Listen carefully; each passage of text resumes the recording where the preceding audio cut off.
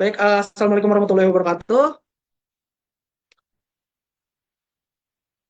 Sebelumnya saya ingin mengucapkan terima kasih kepada eh, Himagri karena telah menyediakan platform untuk kegiatan Himagri mengajar kali ini. Sebelumnya, izinkan saya perkenalkan diri terlebih dahulu. Nama saya Satria Dharma Kusuma.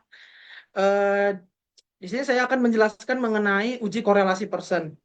Sebenarnya untuk uji korelasi itu ada tiga uji korelasi person, tahu kendal sama saya lupa satu lagi. Tahu kendal sama Spearman, ya itu dia. Nah, tapi kali ini hanya difokuskan kepada uji korelasi persennya saja dan cara pengerjaannya di Excel. Karena untuk pengerjaan di aplikasi kayak SPSS ataupun RStudio itu mungkin kalau yang di Ampo sama saya statistika terapannya itu mungkin sudah belajar. Nah, uji korelasi persen. Uji korelasi persen ini adalah salah satu bentuk uji statistik parametrik yang mengukur keeratan dan arah hubungan linear antara dua variabel berskala numerik. Jadi skalanya itu harus berbentuk numerik, yaitu interval atau rasio.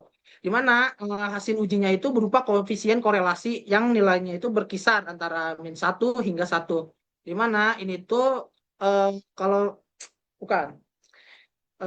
Jadi nilai ini tuh bentuk arahnya, apakah arahnya itu positif ataupun negatif. Nah, uji ini tuh harus mensyaratkan asumsi normalitas.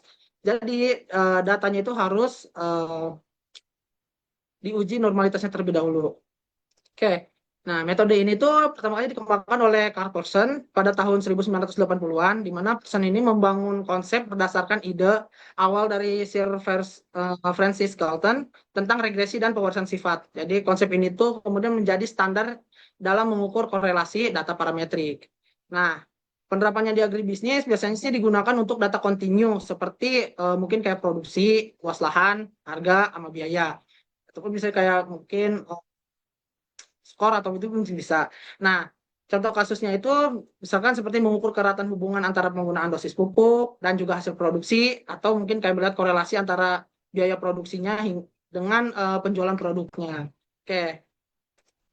Nah, ini saya ada contoh kasusnya langsung di mana seorang peneliti ingin menguji hubungan antara intensitas mengikuti penyuluhan dengan tingkat efektivitas penerapan inovasinya dengan test score dari 1 sampai 100 pada 15 petani.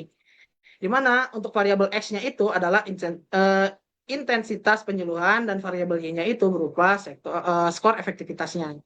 Untuk membuktikan hipotesisnya tersebut, secara empiris, data dianalisis menggunakan uji korelasi person dengan menetapkan taraf signifikasi sebesar 5% atau 0,05.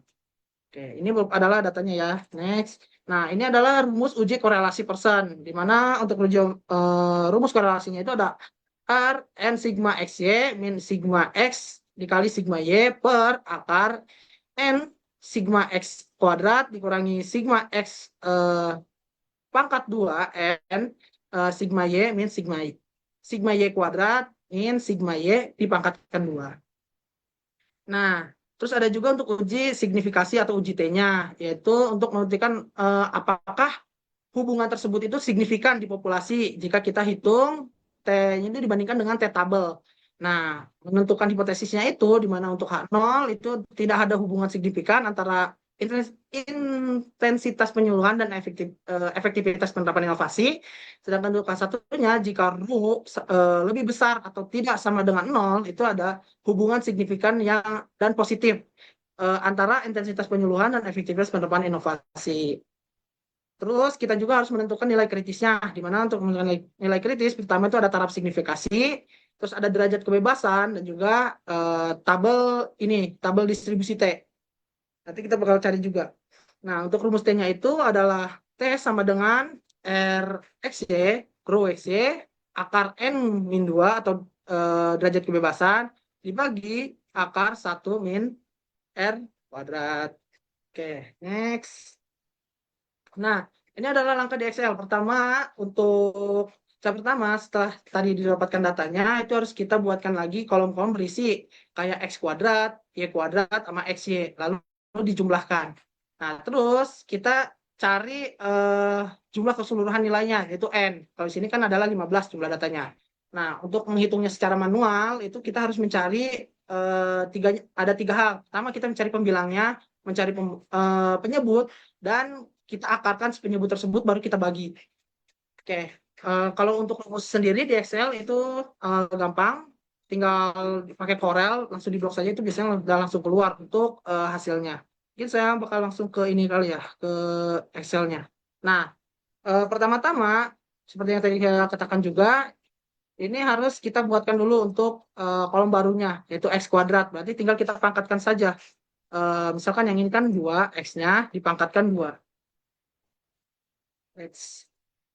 Oke, setelah itu tinggal kita tarik saja. Nah, jangan lupa ini untuk disumkan ya, untuk menghasilkan nilai sigmanya. Ini juga sama untuk yang nilainya pangkat 2. Oke, terakhir untuk nilai X-nya, tinggal kita kalikan saja nilai X dengan nilai Y. X dan nilai Y. Oke. Nah, terus di sini adalah sebutannya apa ya? Jatuhnya rekapnya lah atau keseluruhannya lah bisa kita dapatkan di sini. Yang pertama, kita cari N-nya terlebih dahulu. N-nya tadi itu adalah 15. Nah, untuk R-nya, nah cara mencari R tadi kan ada rumusnya. Pertama, kita cari pembilangnya terlebih dahulu. Nah, untuk mencari pembilang itu rumusnya itu seperti ini, sama dengan N jumlah datanya. Taruh dipakai buka kurung, sebentar, buka kurung N. Oke. Terus jumlah data dikalikan dengan jumlah data ini X-nya. Jumlah data X kali Y.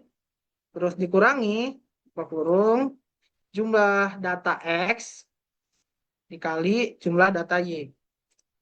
Tutup kurung. Nah, ini adalah pembilangnya. Sekarang kita mencari penyebutnya. Untuk mencari penyebut, itu pertama kita buka kurung, buka pagar dua, apa? Buka kurung 2 kali. Terus kita masukkan jumlah ininya, jumlah data N, terus dikalikan dengan jumlah data X yang ini, tutup kurung, buka jumlah data X ini, tutup kurung, dipangkat 2. Terus itu tutup kurung. Nah, baru setelah itu kita kalikan dengan ini lagi, N jumlah data, terus dikali dengan yang X kuadrat, yang Y kuadratnya, kurung, dikurangi, buka kurung, jumlah data Y, kurung, pangkat 2. Nah, setelah itu tinggal kita enter saja. Wait, sebentar. Salah di, oh ini ya. Oh, ini ya, kurang ternyata. Nah, kurang. Nah, maka didapat untuk nilai penyebutnya. Setelah itu tinggal kita akarkan. Untuk nilai akar, itu kita S square, ini, SQRT, tinggal kita masukkan aja ininya. Tutup kurung, maka didapat nilai akar dari penyebut ini. Terus untuk mencari nilai R, itu tinggal kita bagikan saja. 4.000 ini dibagi dengan akar penyebut ini. Nah, maka didapat untuk nilai R-nya itu sebesar 0,986. Terus sebenarnya ada cara lebih mudah, itu kita tinggal ini saja sama dengan Corel. eh, Corel. Nah, Corel. Terus tinggal kita blok saja untuk nilai ininya, nilai X-nya, koma, nilai Y. Enter. Maka langsung didapat nilainya. Jauh lebih mudah kan? Nah, untuk nilai DF sendiri itu gampang saja sebenarnya, tinggal 15 kurangi 2 aja. Hasilnya ini 15. Kenapa 2? Karena di sini kita udah ada 2 data ininya ya. Terus untuk mencari T-tabel, ini kan kita tadi sudah dapat untuk DF-nya. Nah, kita tinggal buka saja untuk tabelnya, tabel. Nah, tadi untuk DF itu sebesar 13.